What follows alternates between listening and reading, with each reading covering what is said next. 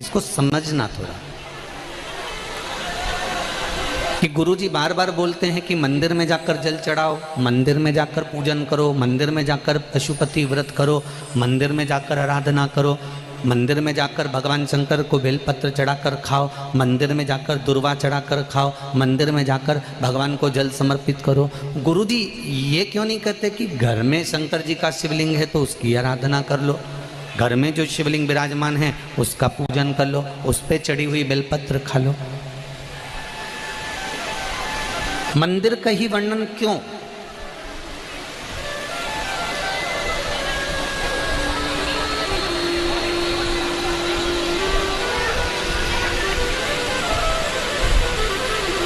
एक आप ये बेलपत्री भगवान शंकर को चढ़ाएं ना चढ़ाएं, आप पुष्प भगवान शंकर को चढ़ाएं ना चढ़ाएं, आप दुर्वा भगवान को चढ़ाएं ना चढ़ाएं,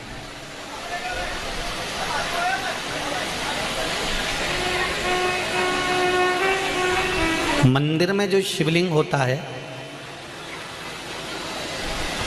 मंदिर के अंदर जो शंकर भगवान का शिवलिंग होता है वो स्थिर होता है, और घर में जो शिवलिंग है वो स्थिर है क्या? उसको तो तुमने उठाया, उठा के थाली में रखा, स्नान कराया, वापस बिठा दिया।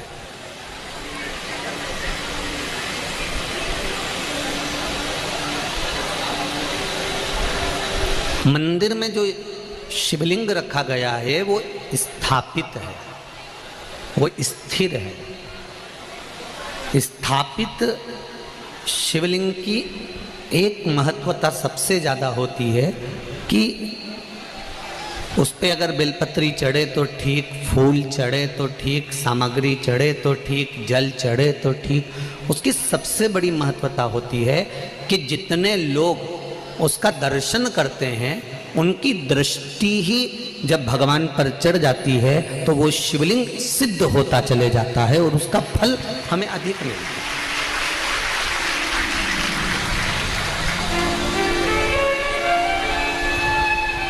उसका फल हमको अधिकता में प्राप्त होता है।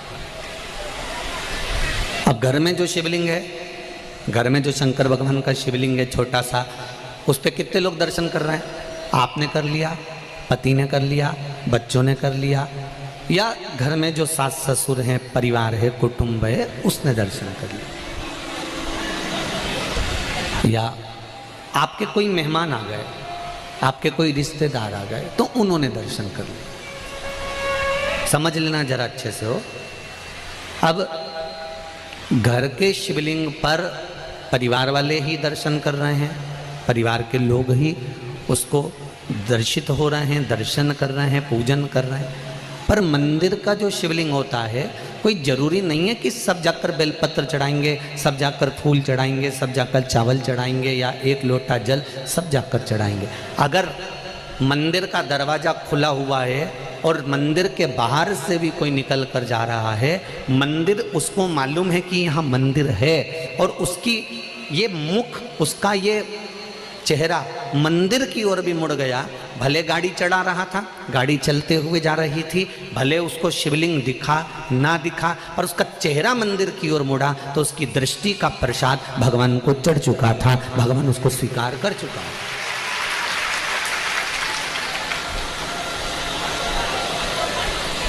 तेरे मंदिर में आना मेरा काम है और मेरी बिगड़ी बनाना तेरा काम। आप उसके सामने से निकले,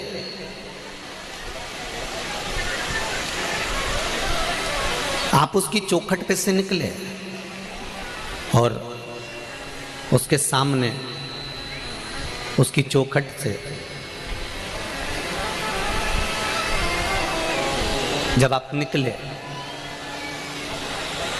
तो मात्र आपका मुख घूमा और उसने आपकी भक्ति को स्वीकार कर लिया। अब एक बात हमने पहले कही थी, आप लोगों को ध्यान में है कि नहीं है? वैसे तो मुझे उम्मीद है कि छत्तीसगढ़ के लोग इतनी जल्दी भूलने वालों में से नहीं है, ठीक है? आप लोगों को सुना होगा, हमने कहा था कोई शिवलिंग जंगल में हो, एकांत में हो, जहाँ कोई नहीं जाता, बोला था कि नहीं बोला था, जहाँ कोई ना जाए, केवल शिवलिंग है, वहाँ कोई जाता ही नहीं है, वहाँ कोई पहुँचता ही नहीं है, और आप वहाँ से निकल कर जा रहे हैं और आपने वहाँ पर एक लोटा जल समर्पित कर दिया या वहाँ सफाई कर दी या वहाँ भगवान की पूजन कर ली, तो वो अधिक फलदायी होता है। उसका कारण क्या है? लिंग पुराण कहती है घर में जो शिवलिंग है उस शिवलिंग से ज़्यादा बलवान होता है मंदिर का शिवलिंग। मंदिर के शिवलिंग से ज़्यादा बलवान होता है तीर्थ क्षेत्र का शिवलिंग।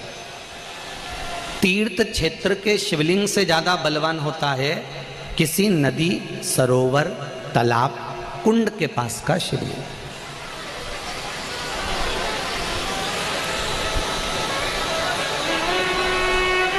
नदी, तालाब, कुंड के पास के शिवलिंग से ज़्यादा बलवान होता है वन में, एकांत में, जंगल में, पहाड़ पर्वत पर, कोई शहर से दूरी पर, गुप्त स्थान पर कोई शिवलिंग है, वो बलवान होता है।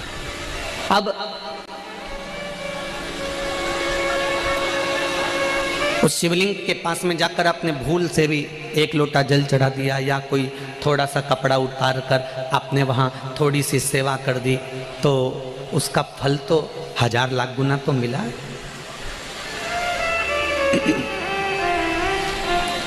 महाभारत की एक कथा है,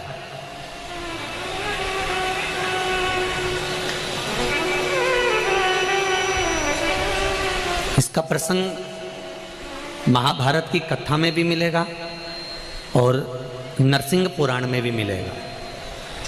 अगर आपको लगे कि सीहोर वाले गुरुजी कौन सी पुराण में से बोल रहे हैं, तो आप किसी ने पूछे तो बता देना, नरसिंह पुराण और महाभारत का ये पावन संवाद है। एक बार पांडव जब वन के लिए जा रहे थे,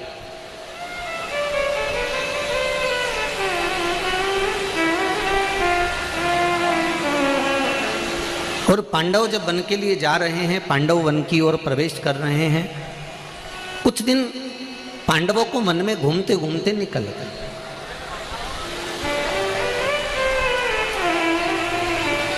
जब पांडव वन में घूमते घूमते निकल गए तो द्रौपदी एक पात्र लेकर जल भरने के लिए जा रही थी। अब द्रौपदी जब जल लेने के लिए गई, द्रौपदी के केश